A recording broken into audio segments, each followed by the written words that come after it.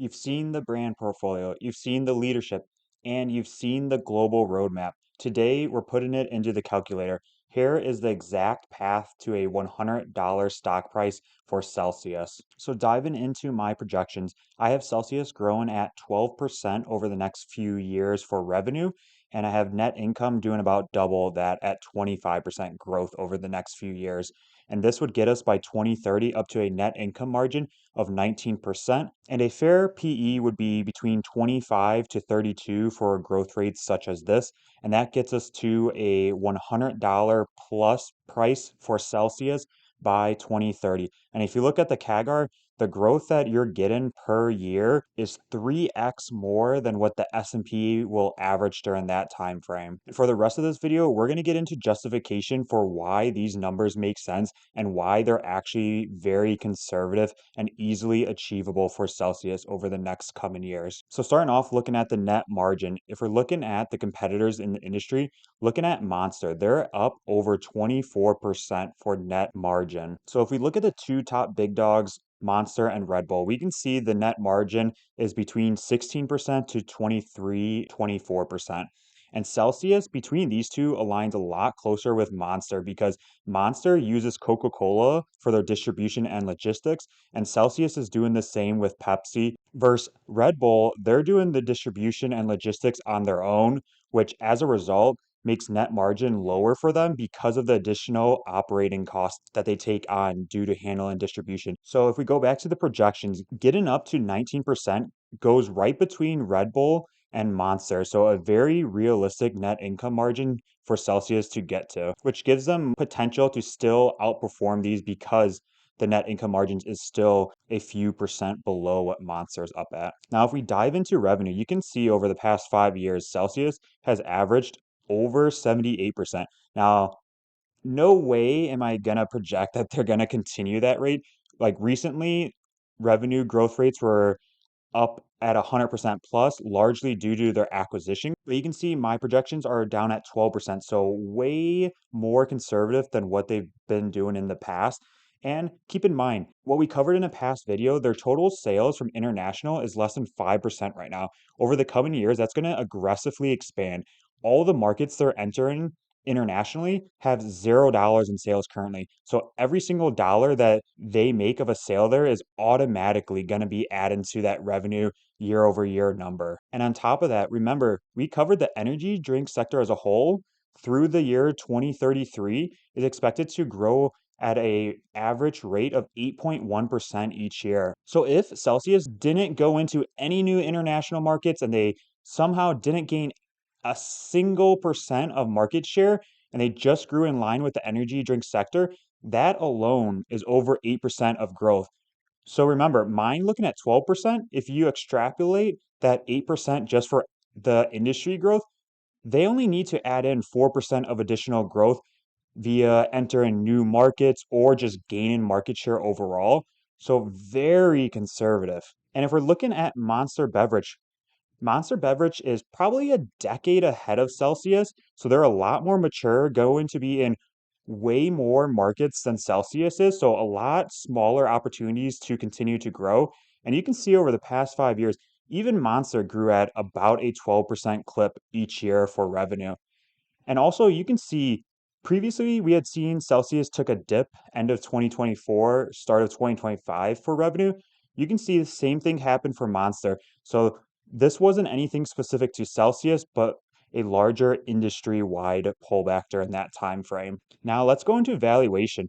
So Celsius forward PE is down under 19 and Monster has a forward PE up at 41.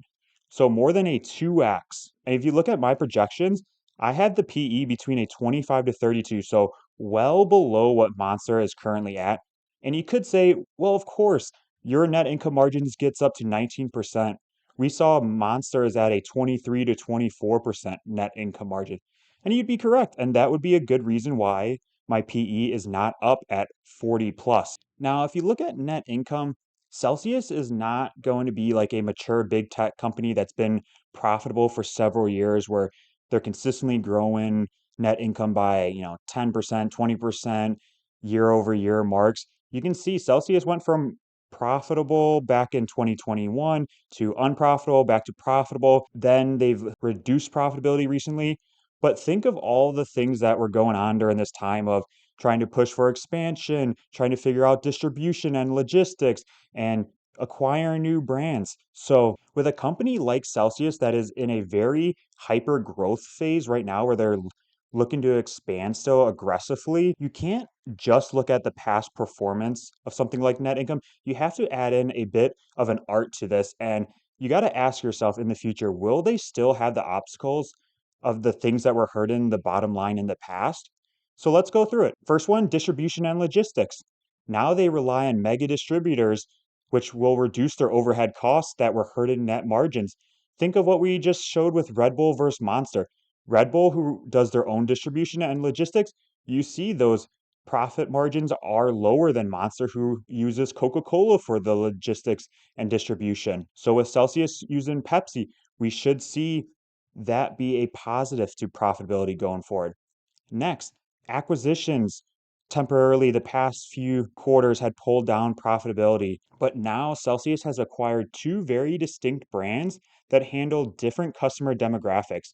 Now, Celsius as a portfolio is very well rounded. They shouldn't need to acquire any new brands anytime in the near future. And then the last one, thinking of expansion costs. So, these will still exist to some degree as they do need to expand aggressively to additional international markets, but it should be in a lot more controlled manner as they're going to be leveraging mega distributors in those respective regions. And if we're looking at SG&A as a percent of revenue, with recently it's down at about 30% now. This is showing that more of the revenue is making it to their bottom line, and it should continue to trend that way going into the future. That will help increase profitability and that net income margin percent. Now, one other thing to just look at that doesn't really have to do with my projections of them getting to $100, but is more of a super long term of showing what the potential for Celsius to go even beyond these projections. So, if we're comparing Celsius and Monster, we see Celsius is down at a $7.6 billion market cap. Monster is up over $93 billion. And if we want to look at when Monster was last at a market cap comparable to where Celsius is today, we have to go all the way back to the end of 2012. So about 14 years ago. And when we look at the price of Monster stock back then, it was a $7 stock. Now it's up at $95. So that's about a 12x. And if we look at what Celsius current revenue is, they're just under $3 billion for the last 12 months for revenue. And if we go and look at Monster, so remember, the market cap we knew was comparable to Celsius right around the end of 2012. And what we see for Monster, their revenue was just over 2 billion. So Celsius is 50% higher in revenue than Monster was when Monster had a comparable market cap back in 2012. So you can see now Monster is up close to $9 billion in revenue and Celsius is down at 3 billion. So there's a 3x difference there, but in market cap, there's a 12x difference. So there's a large gap, which we see in the valuation from the forward PE perspective. So while my projections are showing a 3x to 4x, which is amazing by 2030, if you want to go further out than 2030, just by showing the potential of if they can get to a comparable level of Monster at some point in the future, then there's a 10x potential super long term. Now, as we went through, you might have thought that these projections, even for a base case, were super conservative. But one reason I like to stay a little bit more on the conservative side is it bakes in other things that you might not think of. So, for example, if there is any ongoing dilution via stock based compensation, by keeping these numbers a little bit lower, it kind of bakes in some of that to account for. But keep in mind, Celsius has a $300 million stock buyback authorization with I believe they still have over 200 million remaining on that.